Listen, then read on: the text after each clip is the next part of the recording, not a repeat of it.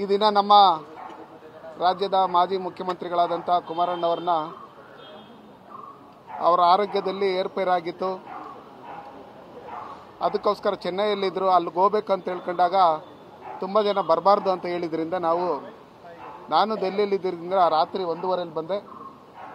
ನಮ್ಮ ಜಿಲ್ಲೆಯ ಎಲ್ಲ ಜಿಲ್ಲಾ ಪದಾಧಿಕಾರಿಗಳು, ಜಿಲ್ಲಾ ಪಂಚಾಯತಿ ಮೆಂಬರ್ಗಳು, ನಗರಸಭಾ ಪುರಸಭಾ ಸದಸ್ಯರುಗಳು, ಸುಮಾರು ಎಲ್ಲ ಗ್ರಾಮ ಪಂಚಾಯತಿ ಅಧ್ಯಕ್ಷರುಗಳಿಂದ ಹಿಡಿದು ಎಲ್ಲ ಮುಖಂಡರುಗಳನ್ನು ಇವತ್ತು ಬಂದು ಅವರು ಆರೋಗ್ಯ ಸುಧಾರಣೆ ಆಗಿರೋದಕ್ಕೆ ಆ ಭಗವಂತನಲ್ಲಿ ಪ್ರಾರ್ಥನೆ ಮಾಡಿ ಇನ್ನೂ ಹೆಚ್ಚಿನ ರೀತಿಯಲ್ಲಿ ಆರೋಗ್ಯ ಕೊಡಲಿ. ಸನ್ಮಾನ್ಯ ನರೇಂದ್ರ ಮೋದಿಜಿಯವರು ಈ ದೇಶದಲ್ಲಿ 3ನೇ ಬಾರಿ ಪ್ರಧಾನಮಂತ್ರಿ ಆಗಬೇಕು.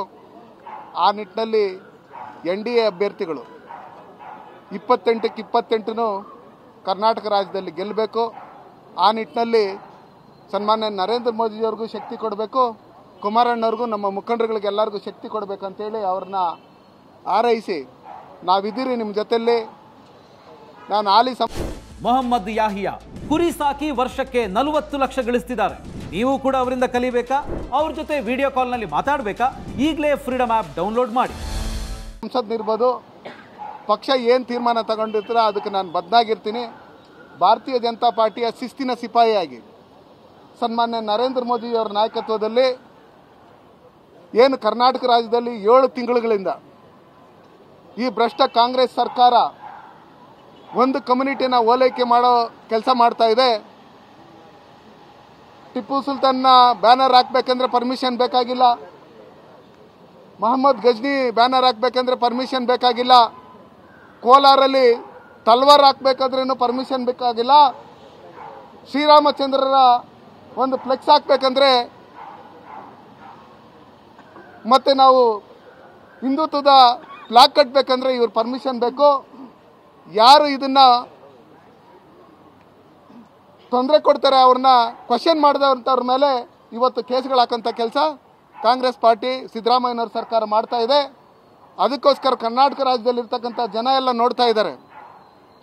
ಇವತ್ತು ಕರ್ನಾಟಕ ರಾಜ್ಯದಲ್ಲಿ ಅಭಿವೃದ್ಧಿ ಅನ್ನೋದು ಕುಂಠಿತ ಆಗಿದೆ.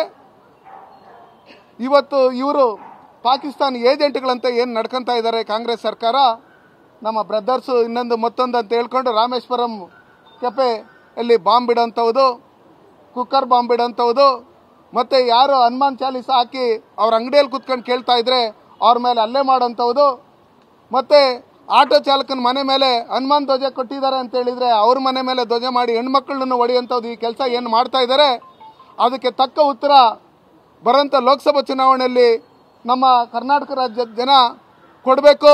NDA ಅಭ್ಯರ್ಥಿಗಳು ಓಟ್ ಹಾಕೋದ್ರ ಮುಖಾಂತರ ಅತಿ ಹೆಚ್ಚಿನ ಮತಗಳ ಅಂತರದಲ್ಲಿ ಗೆಲ್ಲಿಸಿ ನರೇಂದ್ರ ಮೋದಿಜಿಯವ್ರನ್ನ 3ನೇ ಬಾರಿ ಪ್ರಧಾನಮಂತ್ರಿ ಮಾಡಬೇಕು ಅಂತ ಹೇಳಿ ಇವತ್ತು ಕುಮಾರಣ್ಣವ್ರ ಮನೆ ಹತ್ರ ಬಂದು ನಾವೆಲ್ಲ ಒಗ್ಗಟ್ಟಾಗಿರ್ತೀರಿ.